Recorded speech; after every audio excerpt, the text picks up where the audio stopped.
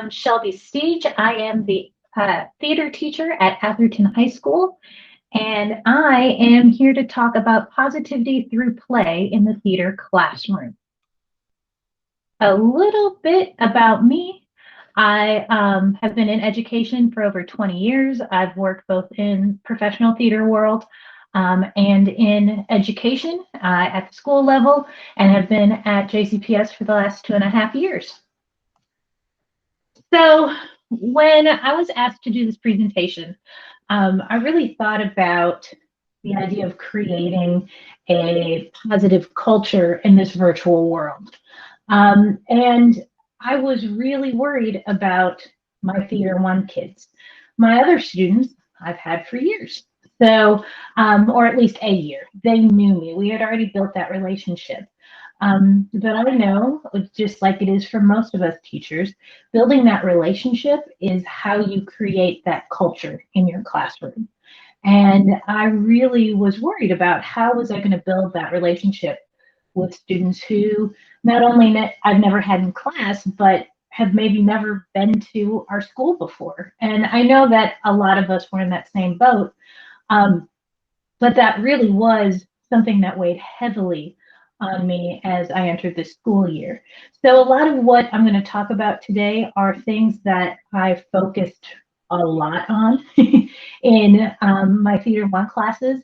Not that I didn't use some of these things in my other classes, not that I'm not going to talk about some of the things I did in other classes, but a lot of what I planned was focused on creating those relationships with those kids that were brand new to me.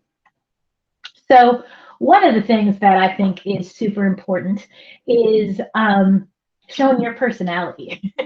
And I'm definitely a goofball, and the kids know that. So I've started doing weekly check-ins, at least once a week. Sometimes I do it twice a week. We'll see. We'll see how we feel. But at least once a week, I do a check-in that is one of these kind of goofy, Patrick the starfish, squirrels, I have a whole bunch of them. So that one, it makes them laugh. There's always a laugh or, oh my goodness, when I pull one of these up.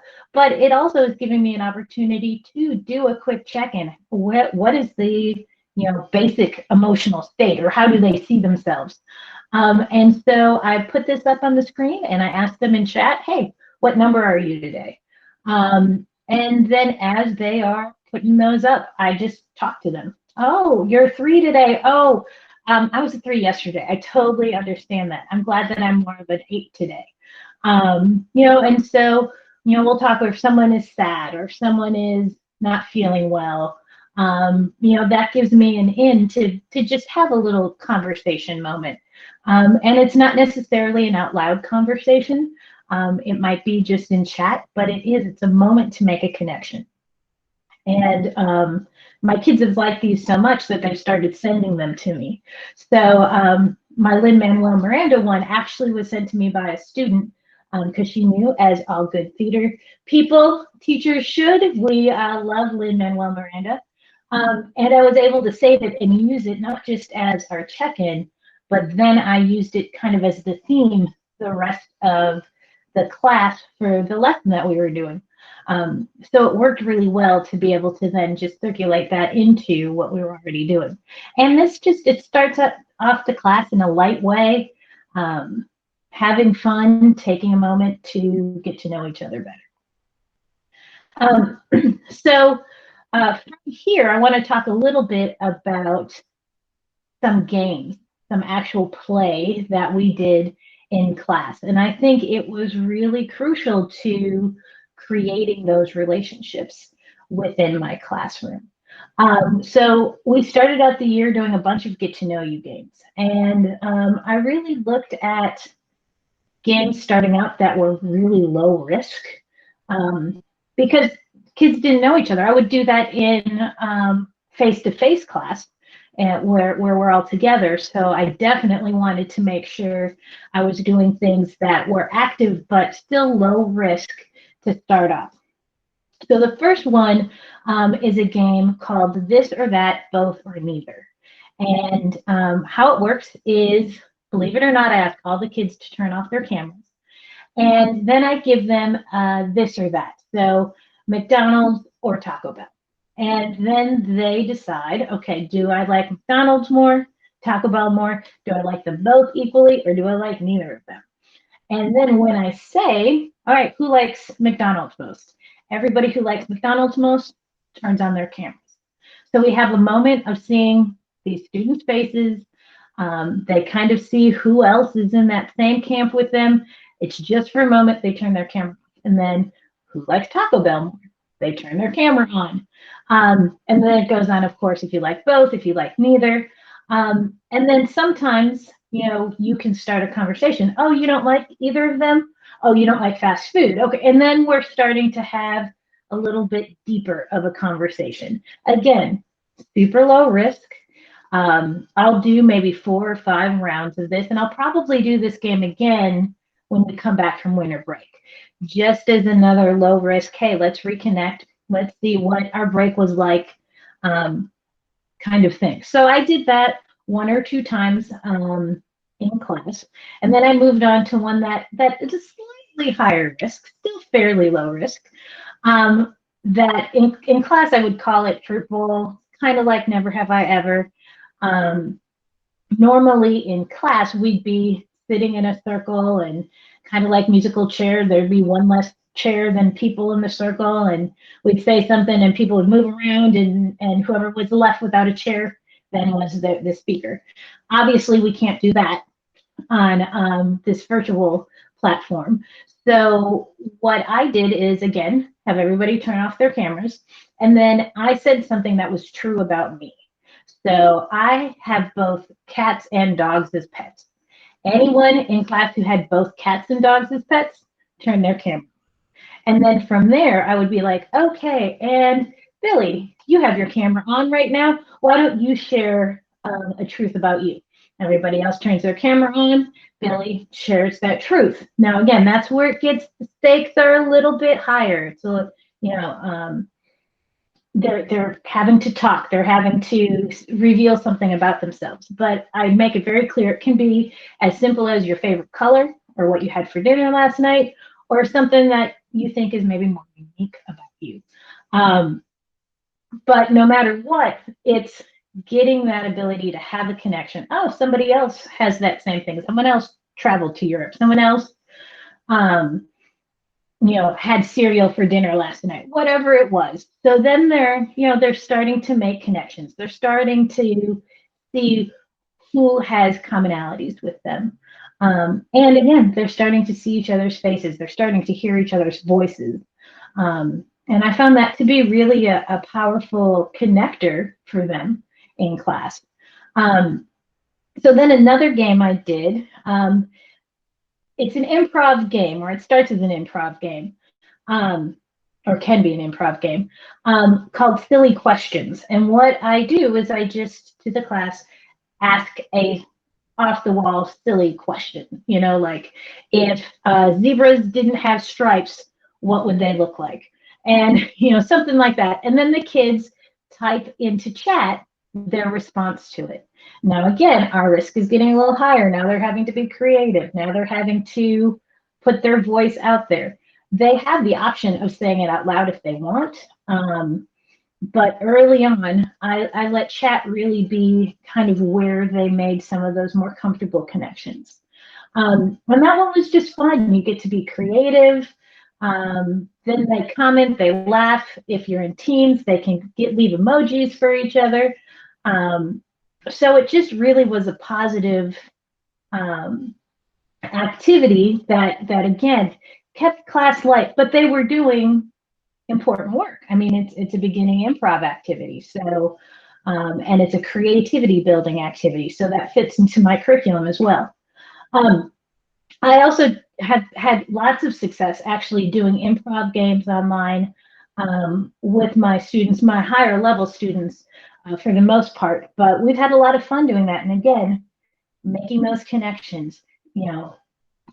Finding positive ways to connect with each other, to laugh, but still be working within our content has been really, really great.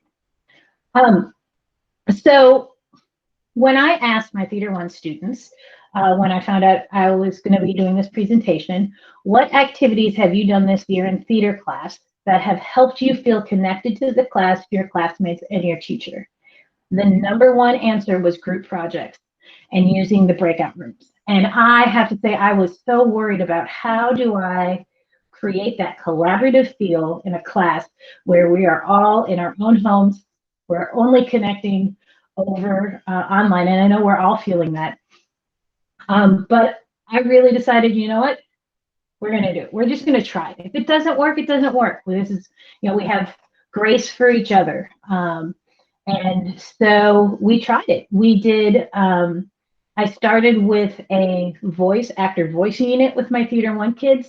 Normally I would have done movement, but I was like, no, movement's a little too challenging to start us off online. So we did voice, which felt a little more comfortable. And as we were going through the lessons, learning about the voice and how it works and all of that, I put them in breakout rooms. Here you've got this activity. Here's 3 people. You guys just work together. And even though they didn't know each other, having that task and having something to work on together started making them feel more comfortable with the people that they were working with, to the point that when we got to our final activity with that, where they created their own radio commercials, they felt like they knew people well enough in class to work with them as a partnership. And that was really great because I didn't know how that was going to work. 4 weeks into school, when you haven't actually met anybody face to face, are they going to want to work together? But they did. And then through that, they built even more connection as a classroom, because when they were presenting their radio commercials for the first time, we did a sharing out. They shared, and then the students gave feedback to each other. And the kids really got a lot of confidence building from seeing their peers making positive comments about the work that they were doing. And that just built this level of positivity in the classroom that has allowed us to try new things. We are doing a playwriting project now where they're sharing out their plays, their original plays they've written in small groups and getting that feedback. So it's just all those different opportunities to let them work in groups, much like you would in the classroom. You just might have to change it up a little bit. In my stagecraft class, I've had lots of success using like Google slide decks and giving them all access to it and say, okay, breakout room 1, you're working on slide 1, breakout room 2, slide 2, so on and so forth. And here's your activity. You've got this character, you need to create a costume vision board for them. And that just gives them 10, 15 minutes, they're focused on a project, working together, just like if we were in class, I would have them do something similar. And again, that has helped with that level of, 1, we're doing our content, but 2, they are connecting with each other. So a couple of final thoughts in the last minute or so that I have. I love utilizing the chat. I don't see it as a negative. I know some people do, but if kids are comfortable in the chat talking to me, they're talking to me. That's what matters. That's where they're talking to each other. That's great. That's where I have them give feedback. That's where I have them answer guiding questions that we work on. That's how I let them connect with each other sometimes. I'm okay if they're going to have a little conversation in there. Oh, yeah, I like that hat you're wearing. Those kind of things. That's great. They're making connections. So that I really utilize chat in a positive way. Giving them some time to converse was really helpful. One of my students suggested that when I was fretting a little bit about that first group project. And she suggested, can we just go in breakout rooms, just a small group, people we don't know, and just talk for a few minutes? And I was like, well, hadn't I thought of that? That's great. Yeah, I can give you 7 minutes, 8 minutes of class. You can go meet somebody new, and then we come back, and then you have, a better connection with the kids around you. Last couple things, Nearpod lessons have been great. Getting to do competitions with them, getting to do collaborative boards Those have been great. So much so that the culture that's been created, we decided to do a virtual winter play this year. And I wasn't sure how many kids were going to audition, and a huge percentage of my Theater One kids showed up to audition. Um, and that was really exciting because I didn't know how that was going to turn out. So, really laying that groundwork of positivity, having a lightness, having some joy in class has really built a culture that I know when we do get to go back into school, um, we'll be there to build off of. So that's my presentation. If you have any questions for me, feel free to send me an email. Thank you guys so much.